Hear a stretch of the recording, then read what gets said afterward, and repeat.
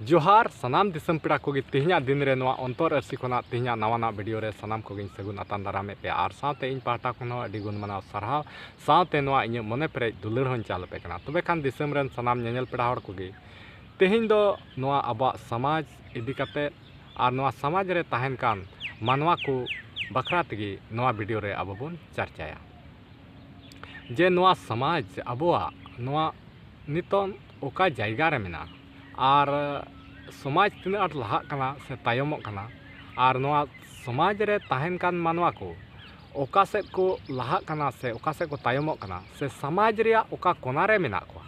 are से समाज खन ओका सेद को लहा कना से ओका सेद को मोहडाव कना नवा बखरा तगी आबो बन हुदिसवा आर बन गुननवा जे नवा भारत दिसम रे अड़ी उतर मानवा को मेना को आर मानवा मा आपान अपिना उनका गे समाज मेना आर उनका गे आबो हो मिटान समाज जे नवा भारत दिसम नितो पहिल खन नित हबिते अड़ी विकास से मोहडाव कना आर अड़ी रफ्तार ते विकासों कना से लहा से चला कना आर नवा भारत दिसम रे ताहेन कान मानवा को उनको हो नवा भारत दिसम तीन रफ्तार चला कना लहा से मांगों कना उनका गे ओना रफ्तार पकड़ाव लगी ओना रफ्तार ते चला लगी कुरुमुटु आर से ओना रफ्तार रे आको को चला कना आर को लहा कना ओना साव सावते अबो आदिवासी को ओना रफ्तार पकड़ाव लगी ओना रफ्तार रे चला लगी ओना साव सावते चला लगी अड़ी बन कुरुमुटु ये कना आर ओना होर रे ताड़ाम लगी बन प्रयास कना मेनखान ओना रफ्तार पकड़ाव कुरुमुटु काते रहो बाबन पकड़ाव दाड़िया कना आर अबो लतार तेबन ᱧᱩᱨᱦᱟᱹᱜ कना अबो उन्हें कुरुमुटु काते ओना रफ्तार पकड़ाव बन गोटायदा ओना समाज विकास से चला कान ओना लगी अबो हम विकास लगी बन कुरुमुटु ये कना मेनखान अबो बाबन विकास दाड़िया कना अबो लतार तेबन ᱧᱩᱨᱦᱟᱹᱜ कना कारण दो चेक कना कारण दो नवा कना जे आबो समाज मेना आर समाज रे अड़ी उतर रीति रिवाज अरीचली लेग नियम मेना तबना आर नवा हिसाब ते आबो बन चला बना कना मेनखान आबो मानवा को नवा समाज रेन ताहेन कान मानवा को आबो नवा समाज बगी कते ओना को लेबेल लेटोम कते आबो लहा से चला बन गोटायदा आर लहा से बन ताराम लगी बन कुरुमुटुयदा आर उनका कुरुमुटु कते लहा कना बन चोट तबन रकाबो कना आर हो एंडे बन ᱧᱩᱨ रुवाड़ो चेदा एंते नवा समाज आबो आधार कना आर नवा आधार लईते जुदी बाम ताड़ामा बाम लहा मेनखान आम बाम टरहा आम लतार तेगेम ᱧᱩᱨᱦᱟᱹᱜᱼᱟ ओना इयते नवा समाज आबो आधार कना आर नवा आधार हिसाब ते आबो समाज रे ताहे कते नवाते आबो जतो समाज रेन मानवा को आबो मिद दमते लहा लगी बन गोटाया आर आबो नवा आधार लईते बन लहा तबे चितान तेबन रकाबा तबे आबो चितान तेबन रकाब चला लतार ते बाबन ᱧᱩᱨᱩᱜᱼᱟ चेदा एंते आबो आधार समाज कना आर आधार रे आबो बन टरहाव दाड़िया बिना आधार ते अब तिस हो बाम टरहाव दाड़िया तबे खान नवा समाज नवा आबो मंझी परगना सरकार कान ताबोना आर रूढ़ी प्रथा मेना अरीचली आबो मेना आर आदिवासी समुदाय शासन व्यवस्था मेना ताबोना आर नवा लेकाते आबो बन चला बना कना आर नवा आबो दिसम रे संविधान लेकाते आबो अधिकार आबो जायगा नवा मेना आर नवा आबो नवा हिसाब ते ताड़ाम हुयु ताबोना आर नवा आबो बन हिड़िङ कदा आर नवा आबो बाबन बड़ाय कान खातिर ते नवा आबो नवा खय बन आद अकान खातिर ते आबो नवा बन हिड़िङ चाबाव का खातिर ते आबो नौका प्रयास कते रहो आबो माड़ांग से बाबन ताड़ाम दाड़ेया कना आर बाबन लहा दाड़ेया कना आदो ओना लगित ते नवा आबो दिशा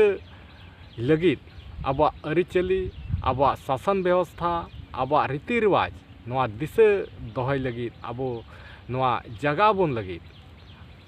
आबोरेन समाज सुसरिया को आबोरेन समाज दरद दुलड़िया को नवा आबो अरीचली बांचाव दोहय लगी नवा आबो दिशा उदू अबुन लगी आबो उयहर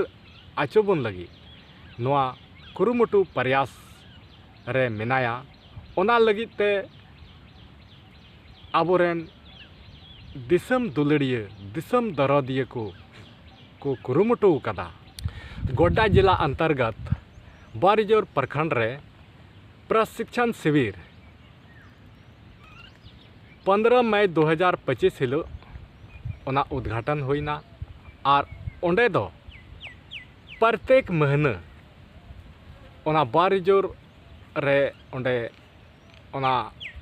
प्रशिक्षण शिविर ओंडे दोहयेन ओंडे प्रत्येक महीना